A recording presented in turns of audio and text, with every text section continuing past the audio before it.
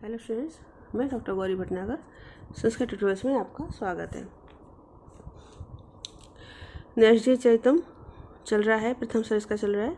रानर उद्यान की शोभा देख रहे हैं और फिर भी वो काम पीड़ित है और उन्हें किसी प्रकार की कोई सुख प्राप्त नहीं हो रहा है। इसी का वर्णन किया जा रहा है। अगला अब श्लोक देखेंगे। अगला अशोक मर्थान्वितम नाम ताशया गतान शरण्यम ग्रह शोचनो अधुगान अमन्यतावंतमिवेश पल्लवे प्रतिष्ठ काम ज्वलद अस्त्र जालकम। अब यहाँ कह रहे हैं एश पल्लवे इस राजा नल ने पल्लवे नवीन किसलियों के रूप में प्रतिष्ठ काम ज्वलद अस्त्र जालकम कामदेव के जलते हुए अस्त्र समूह को प्रतिष्ठ धारण किए हुए अशोक नामक वृक्ष को अर्थान्वित नाम ताशया यथार्थ नाम से युक्त होने की आशा से, यथार्थ नाम अशोक में जिसको शोक ना हो, शोक रहित, तो अशोक वृक्ष को यथार्थ नाम से युक्त होने की, अर्थात शोक रहित, यथार्थ नाम क्या है, शोक रहित नामक यथार्थ नाम से युक्त होने की आशा से शरण्यम गतान शरणागत और गतान पास में आए हुए गृह शोचनो पत्नी की चिंता करने वाले अधोगान पथिकों की अवंतमिव रक्षा करने वाले के समान अमन्यत समझा। क्या मतलब हुआ कि शोक रहित को अशोक कहा जाता है। तो ऐसे नाम की आशा से समीप गए हुए और अपनी स्त्रियों का चिंतामग्न प्रदेश जाने वाले पथिकों की पल्लवों के द्वारा कामदेव के जलते अस्त्र समान कलियों को छिपाए हुए, अर्थात कामदेव के जलते अस्त्र को शरीर पर ग्रहण किए हुए, अतः शरण में आए हुए लोगों के लिए अच्छा मानकर राजा नल ने उसे भी अशोक के पेड़ को अपने रक्षक के रूप में माना। फिर से देखेंगे। ऐसा इस राजा नल ने पल्लवे नवीन पल्लवों के रूप में, नवीन किसलियों के रूप में प्रतिष्ठ काम ज्वलद अस्त्र जालकम कामदेव के जलते हुए अस्त्र समूह को धारण किए हुए अशोक नामक वृक्ष को अर्थान्वित नाम ताशया यथार्थ नाम अर्थात शोक रहित इस यथार्थ नाम से युक्त होने की आशा से शरण्यम गताम शरणागत और गतान पास में आए हुए गृह शोचनो अधुगान पत्नी की चिंता करने वाले पथिकों की अवंत में रक्षा करने वाले के समान अमन्यत माना। यहाँ पर भी उत्प्रेक्ष अलंकार है। अगला श्लोक देखेंगे। विलासवापी तटवीची वादनाथ पिकाली गीते शिखिलास्य लाघवात वन्य अपि तौर्य त्रिकम आर्रात तम क्वा भोगम आपनोति न भाग्य भाग्य जना। अब यहाँ पर कह रहे राजा नल की जो है उस उद्यान में नृत्य गीत और वाद्य के द्वारा सेवा की गई। देखें, विलासवापी तटवीची वादनाथ, विलासवापी क्रीड़ा करने वाली, वापी बावड़ी के किनारे, तट मीन्स किनारे, बीची वादनाथ, बीच मीन्स लहरों के वादन के द्वारा, वादन से या वादन के द्वारा, पिकाली गीते कोयलों और अलिमीस भंवरे, कोयलों और भ्रमरों के गीत के द्वारा, शिखी लास्य लाघवात, शिखी मोरों द्वारा किए गए, लास्य मीन्स विशिष्ट नृत्य के द्वारा, तौर्य त्रिकम बने अपी, तौर्य त्रिक कहते हैं नृत्य गीत और वाद, इन तीनों प्रकार के संगीत को, नृत्य गीत और वाद इन तीनों को मिला के, तीनों के समूह को जो है वो तौर्य त्रिक कहते हैं। तो नृत्य गीत और वाद तीनों प्रकार के संगीत के द्वारा बने अपी उस उद्यान रूपी वन में भी तम उस राजा नल की आराध सेवा की गई, क्योंकि भागजना भाग्यशाली मनुष्य क्वा ना भोगम आपनोति कहाँ पर भोग को प्राप्त नहीं करता, कहाँ पर सुख को प्राप्त नहीं करता, अर्थात भाग्यशाली मनुष्य सभी स्थानों पर आवश्यक सुख को प्राप्त कर ही लेते हैं। मतलब क्या तात्पर्य कि क्रीड़ा संबंधी बावड़ी किनारे लहरों के शब्द करने से, कोयलों भ्रमरों के बोलने से और मोरों द्वारा नृत्य करने के द्वारा उस राजा नल की सेवा की गई। वन में भी तौरतरीके के द्वारा राजा नल की सेवा की गई। यहाँ पर अर्थातनाश अलंकार है क्योंकि सम्मान द्वारा विशेष का समर्थन किया गया। लास्ट वाली लाइन जो है एक सामान्य लाइन है, उसका विशेष समर्थन किया गया है। फिर से देखेंगे। विलासवापी तट बीची वादनाथ, क्रीड़ा रूपी विलास संबंधी क्रीड़ा संबंधी बावड़ी के तट पर, बावड़ी किनारे, बीची वादनाथ लहरों के वादन के द्वारा, पिक अली गीते कोयलों और भ्रमरों के गीतों के द्वारा,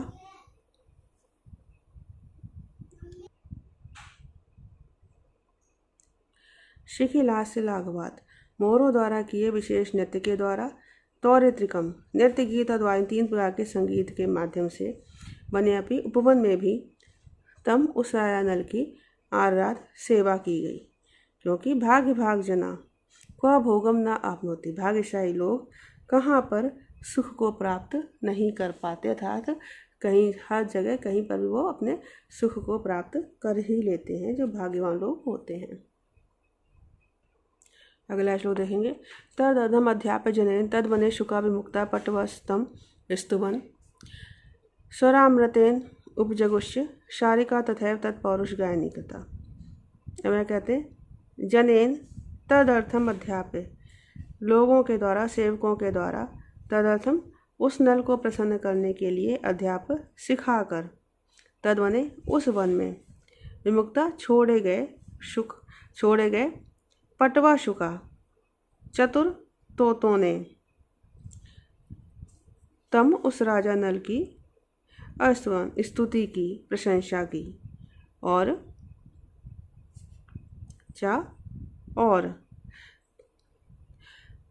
तथैव तत्पौरुष गायनी कृता, उसी प्रकार से तम तोतों के समान ही तत् उस राजा नल के पौरुष का, पराक्रम का गायन करने वाली शारिका मैनाओं ने स्वरामृतेन अमृत समान मधुर स्वर के द्वारा उपजगु उसका पराक्रम का गान किया। मतलब उस राजा नल को प्रसन्नता देने के लिए अनेक प्रकार से शिक्षित किए गए कुशल तोतों के द्वारा उस राजा नल की स्तुति की गई, प्रशंसा की गई। उसी प्रकार से सारिकाओं ने, मैनाओं ने भी अमृत समान मधुर स्वर से राजा नल के पराक्रम का वर्णन किया, गान किया।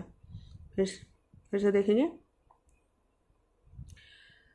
जनेन सेवकों के द्वारा, तदर्थम उस राजा नल को प्रसन्न करने के लिए, अध्याप सिखाकर, तदवने उस उद्यान में, विमुक्ता पटवा शुका छोड़े हुए कुशल तोतों ने, तम उस राजा नल की स्तुवन प्रशंसा की।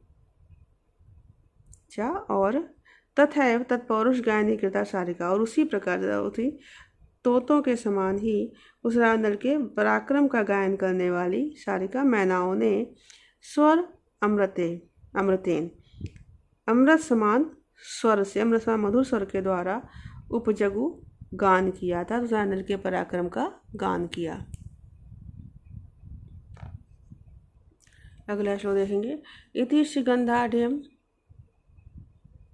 नटन्नसौ वनम पिकोप गीतोपि शुक स्तुतोपि च अविंदतामोदरमरम बहिश्वरम विदर्भ शुभ्रू विहरण नान्तरम। अब कहते हैं इति श्रीगंधाढ़ वनम, इति इस प्रकार से, इष्ट गंधाढ़ इच्छित गंध से युक्त, अभीष्ट गंध से युक्त, अभीष्ट गंध से आढ़ में समृद्ध, वनम अटन वन में भ्रमण करते हुए, वन में घूमते हुए, पिकोप गीतो अपि शुक स्तुतो अपि च कोयलों द्वारा गान किए जाने पर भी, गाए जाने पर भी, तोतों के द्वारा स्तुति किए जाने पर भी, प्रशंसा किए जाने पर भी, असो इस राजा नल ने बहिश्चरम बाहरी आमोदमरम आनंद की अधिकता को, बाहरी आनंद की अधिकता को अविंदत प्राप्त किया। लेकिन विदर्भ शुभ्रू विरहण, विदर्भ सुंदरी के वियोग के कारण, आंतरम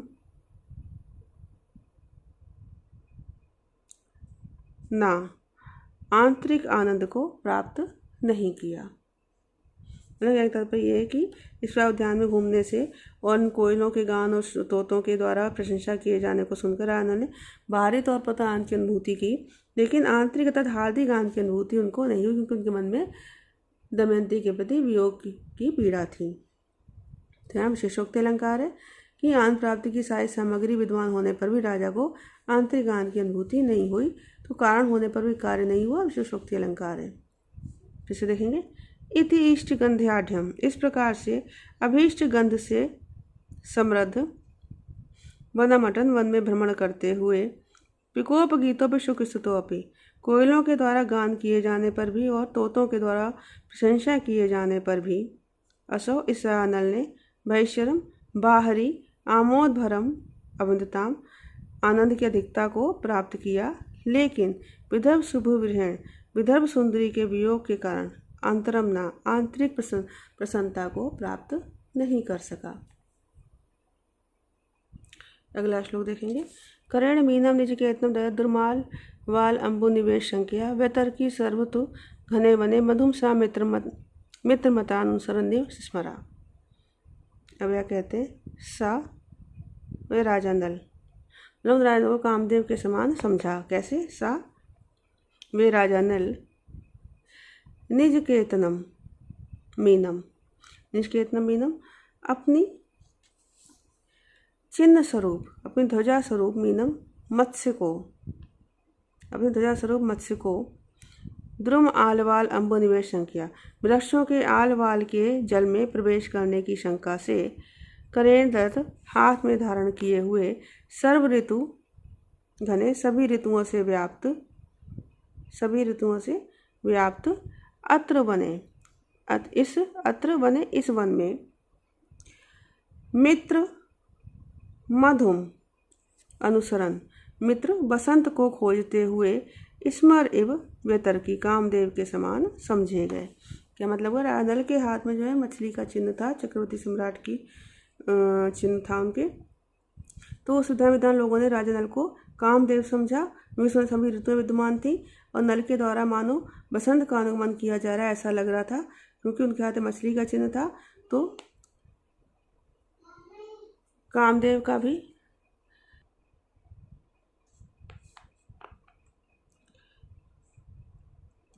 क्योंकि कामदेव की भी ध्वजा का चिन्ह मछली ही है, इसलिए मगर कहता है कामदेव बसंत ऋतु का मित्र होने के कारण वहाँ लोगों ने उसे कामदेव ही समझा।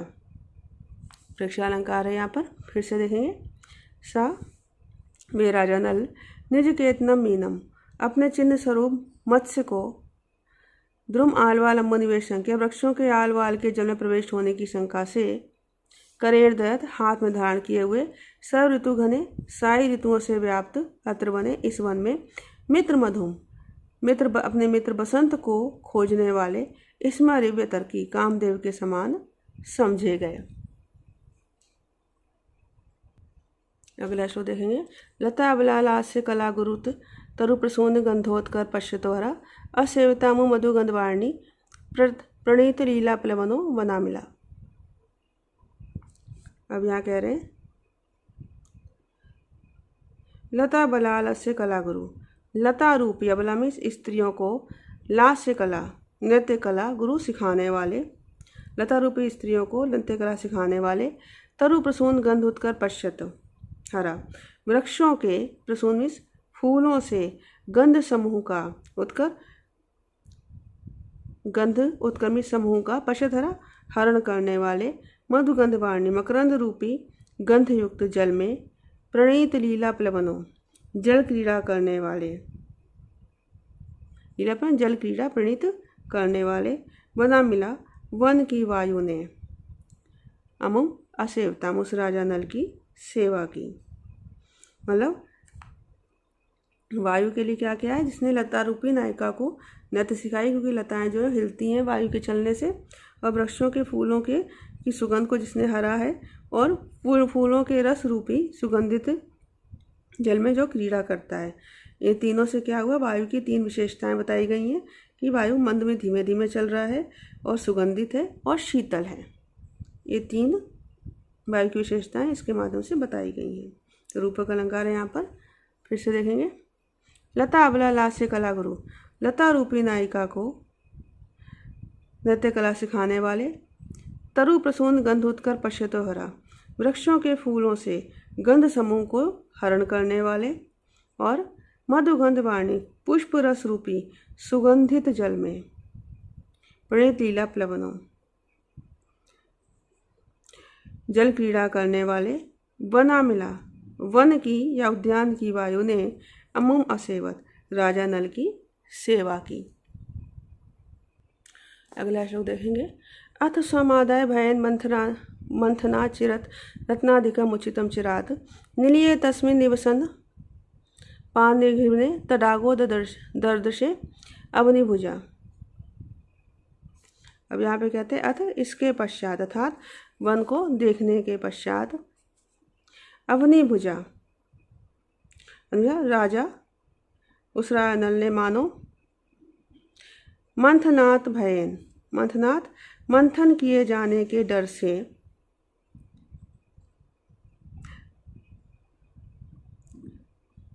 चिर रत्नाधिकम उच्चतम चिर रत्नाधिकम बहुत समय से संचित चिरकाल से उच्चतम चिरकाल से संचित रत्नाधिकम चिर रत्नाधिकम पुरातन काल से प्राचीन काल से चिरकाल से ही एकत्रित किए हुए रत्नों से युक्त चिरात उच्चतम चिरकाल से संचित किए हुए चिर रत्नाधिकम प्राचीन काल के एकत्रित रत्नों से युक्त सम आदाय संपत्ति को लेकर तस्मिन उस वन में तस्मिन वने उस वन में निलीय निवसन अपानिधि निलीय छिप कर निवसन निवास करता हुआ अपानिधि समुद्र ही हो इस प्रकार तडाग ददर्श उस सरोवर को देखा। मतलब उस राजा ने बहुत समय से वृद्धि को प्राप्त हुए और मंथन के डर से कि मेरा मंथन न कर दिया जाए मानो अपने प्राचीन काल में स्थित रत्नों रूपी संपत्ति को लेकर उस उद्यान में छिपे हुए समुद्र को ही सरोवर के रूप में देखा। मैं समुद्र को डर था कि मेरा मंथन पुनः न किया जाए, मेरे रत्न निकल न जाए, इसलिए अपने अंदर इसी रत्नों को लेकर राजा नल के उस उद्यान में आकर वो सरोवर के रूप में स्थित हो गया। ऐसे सरोवर को राजा नल ने देखा। तो प्रेक्षण अलंकार है और साथ ही अतिशयोक्ति अलंकार भी है यहाँ पर। फिर से देखेंगे। अथ इसके पश्चात वन को देखने के पश्चात अवनिभुजा उस राजा नल ने मंथनाथ भयन मानो मंथन के डर से मंथन के भर से चिरात उच्चतम चिरकाल से संचित किए चिर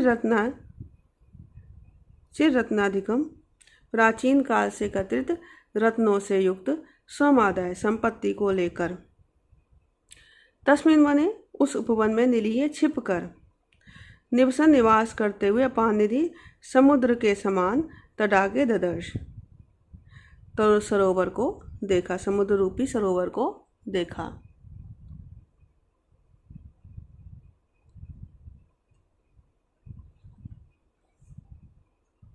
अगला श्लोक देखेंगे। एवं दिलीन अभ्र का मुकाबली रदंतोर उरग पुक्ष संजीवन जलाद रुद्ध से तटांत भूविदो मृणाल जाला से निबाध भार यह। अब यहाँ पर कह रहे हैं सरोवर कमल की डंडियों को मृणाल को देखा है, कमल नाल को देखा है, उसके लिए कल्पना करी है कवि ने। कैसे? यह जो तालाब जो सरोवर जलाद रुद्ध से जल के कारण अर्धरुद्ध आधे ढके हुए तटांत भूविदो किनारे की जमीन को विदो न्याय जमीन को तोड़ कर निकले हुए मृणाल जाल से कमल नाल के समूह के निभात बहाने से अनंत उरग पुच्छ संछबीन अनंत उरग शेष नाग की पूंछ के समान कांति से युक्त और पयोनिलीन जल में डूबे हुए अभ्र कामुक कहते हैं ऐरावत को, अभ्र कामुक ऐरावत हाथी के दांतों को रदान ऐरावत हाथी के दांतों की श्रेणी को बभार धारण किए हुए था। मतलब कहता था कि जल में आधे डूबे और किनारे की जमीन पर आधे बाहर निकले हुए मृणाल थे, कमलनाल थे, वैसे लग रहे थे मानो कि शेषनाग की पूंछ के समान हो या पानी में डूबे ऐरावत हाथी के दांतों के समूह हों। व्यतिरेक अलंकार है यहाँ पर, क्योंकि समुद्र में तो एक ही ऐरावत है और यहाँ पर असंख्य ऐरावत हैं, इसलिए यहाँ व्यतिरेक अलंकार है। फिर से देखेंगे, यह जो सरोवर जलाधरुद से, जल से आधे ढके हुए, तट अंत भूविदो, किनारे की भूमि से बाहर निकले हुए, यानी को तोड़कर निकले हुए, मृणाल जाल से, कमल नाल के समूह के निभात बहाने से, अनंत उरग पुच्छ सछवीन, शेष नाग की, मानो शेष नाग की पूंछ के समान कांति से युक्त और पयोनिलीन जल में छिपे हुए ऐरावत नामक हाथियों के दांतों की पंक्ति को व्यवहार धारण किए हुए था। तो इस वीडियो में इतना ही। साथ बने रहने के लिए धन्यवाद।